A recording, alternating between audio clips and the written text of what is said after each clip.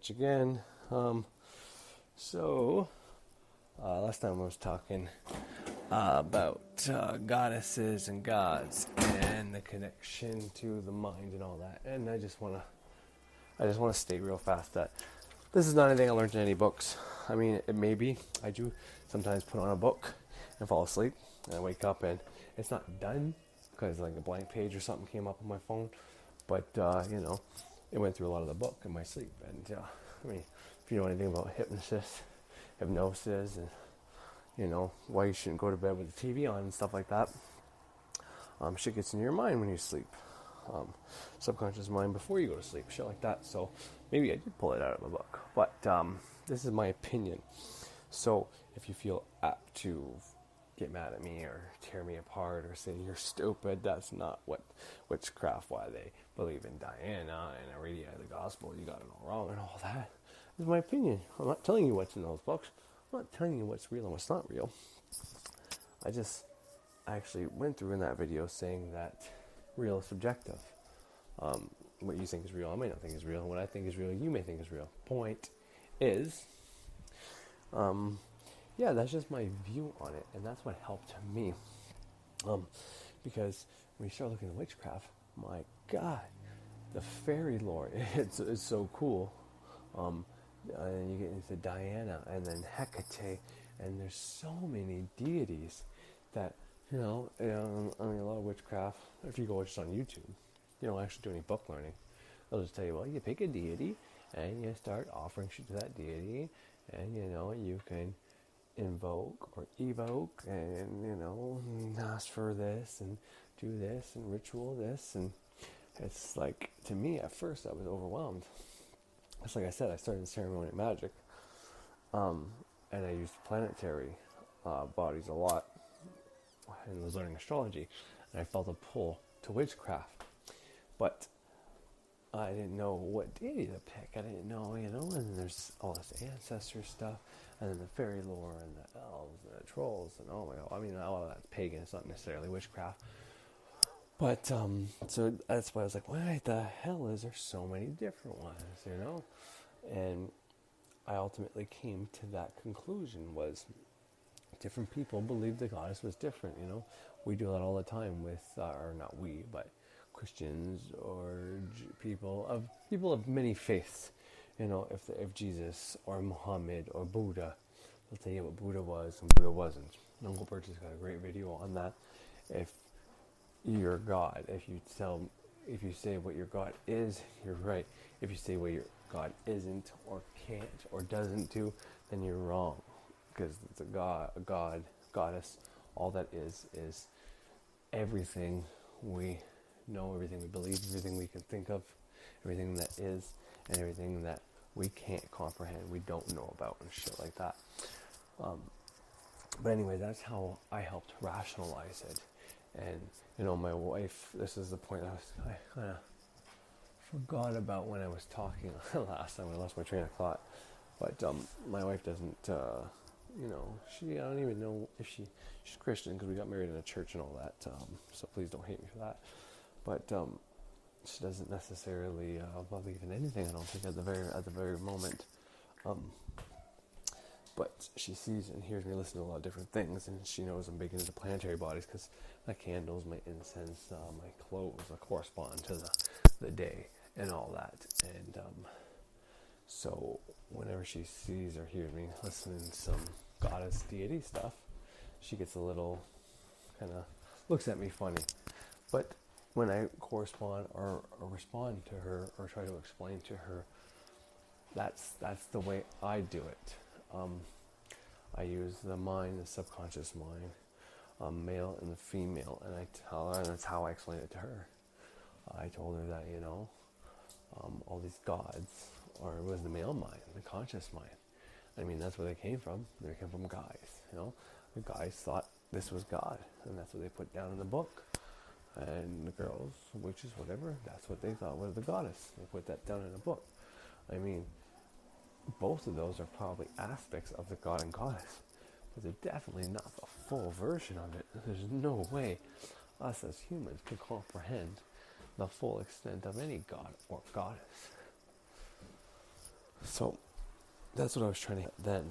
But yeah, so if you were doing these things or picking a deity or trying to get into witchcraft and picking a deity and all that, and you needed to, or you were trying to, you thought deities were cool and all that, maybe you're just having trouble comprehending or getting on board.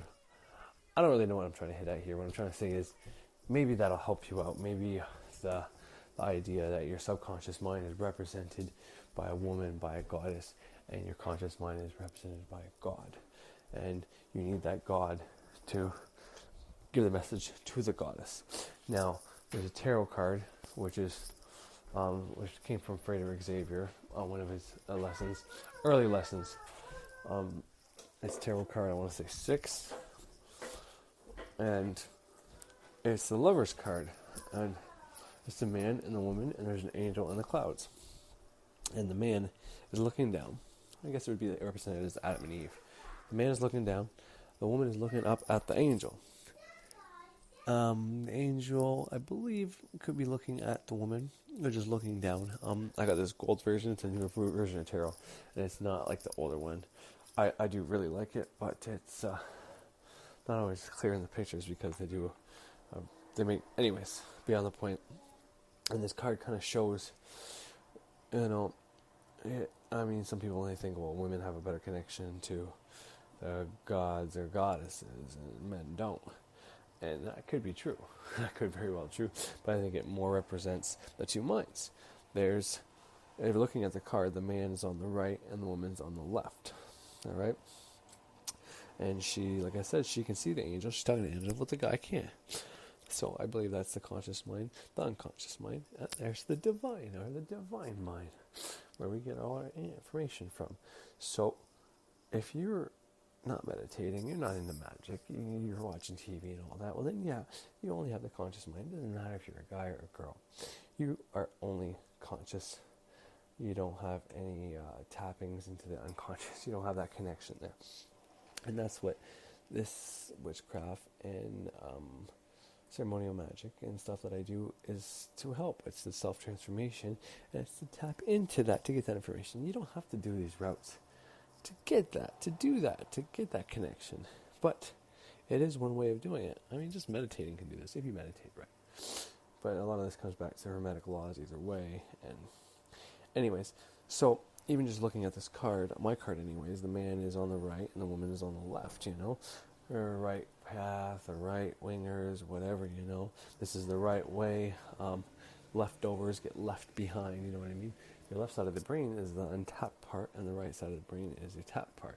So even in the card, it's kind of showing you that. I mean, guys on the right, girls on the left. But anyways, you do need to connect these two parts of your mind. And if the way you need to do that is picking a goddess and honoring that goddess, then yeah, that's how you're gonna get to that other side of the mind, If you can't meditate, if you're having trouble doing that, quieting the mind and all that, well, just start with that, Pick a deity that you feel close to, you like, or something like that, and start honoring that goddess. Do some ceremonial magic, do some witchcraft, draw a circle, Learn how to do the lesser banishment of the pentagram. Learn how to do the middle pillar exercise. After that, the cosmic orbit. It's a Tao thing, but it's really fucking cool too. But you learn how to do the middle pillar. You know how to do the banishings, and then find out what that god or goddess likes, and give an offering and ask to help out with these things. And it'll work for you. You'll start being able to do that, because that's the way I was. I've always had a great imagination, but I was never able to quiet my mind. I still have trouble quieting my mind. And that's what I do. That's what I did. I started off with the ceremonial part and all that, but even when I was doing all my ceremonial magic, I was still having trouble fucking meditating. It wasn't until I got into witchcraft that I could actually start quieting my mind and actually meditating. And that's the thing. Then, even if I agree, you're supposed to stare at that point on the wall. I would stare at that point on the wall, and I'd have the chatter going on the whole time. I could not quiet my mind at all. And I realized, there's other and better ways to do meditation. And it's not just like spirituality, like everything I'm telling you. It's not one size fits all. There's not just one right way of doing anything or one only way of doing anything. There's multiple ways because we are all different. What someone can do that not necessarily someone else can do. And someone else might be able to do that well, but they might not even like doing that, even though they do it well. Yeah, that's how I started being able to do it. And now, I mean, I can do my whole, to do like a meditation or whatever, I'll do my ritual practice in my head. And that puts me into a meditative state alone.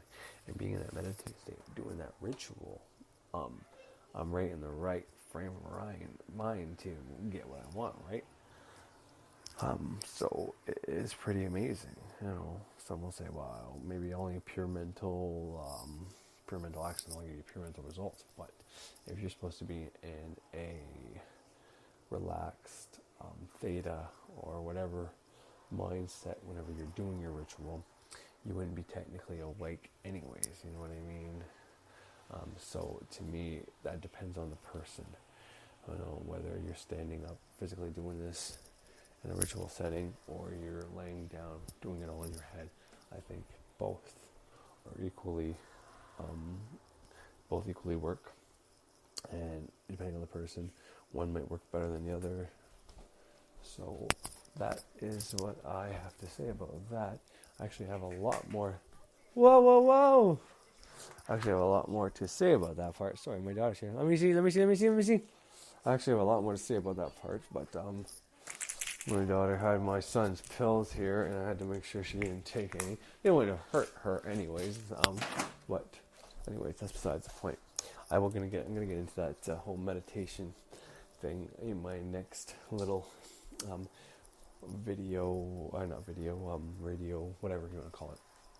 I'm doing a lot of mumbling, so I might have to end this right here because she needs a bum change. But I wanted you to keep that in mind, that the goddess represents your subconscious and the god represents your conscious. You need both. I mean, if you have a household with just a mom, you know, your household is going to be unbalanced. If you have just a dad, it's also going to be unbalanced, you know. Dad's going to be strict and he's going to try to be like a mom, but he can't be a mom, you know what I mean? But anyways, I got to end this here. Have a great day, guys. All right, I'm back.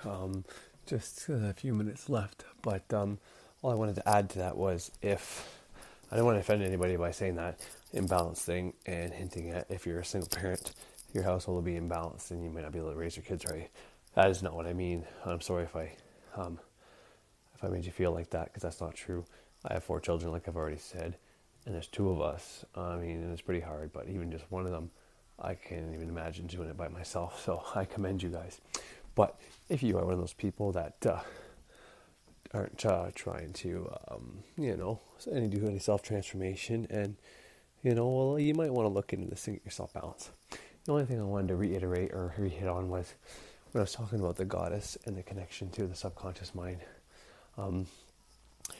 Whenever I was going through my self-transformation process, the Kabbalah level, the great work of self-transformation, that was great and needed. However, when it came to manifesting, I didn't start manifesting until I incorporated the witchcraft. Now that book has manifesting in it, tells you how to do it with that. But I needed money, and I needed it because, like I said, I wasn't working, and I have a house and 2 car payments. And yeah, I picked a deity, and I gave her offerings, and she, in exchange, gave me money. Like I said, 10 grand. It's 3 times. It wasn't 4 times. It was 3 times. But 10 grand 3 times to pay my bills. And I was grateful. And now I still give her offerings, even though, it could be argued that I'm just talking to the part of my mind, but it doesn't matter what I believe or what made it happen or what it really is. All I know is that it worked. So if you have trouble meditating and not getting that, I'll get into other meditation tricks on the next time I come on, how to kind of beat that. But start by doing rituals, giving offerings to a goddess that, you relate to. And that'll help relate to your subconscious mind, bridge that gap, and yeah, you can start manifesting. I mean, there's other things that could stop you, but it was worth a shot. Anyways, have a good one.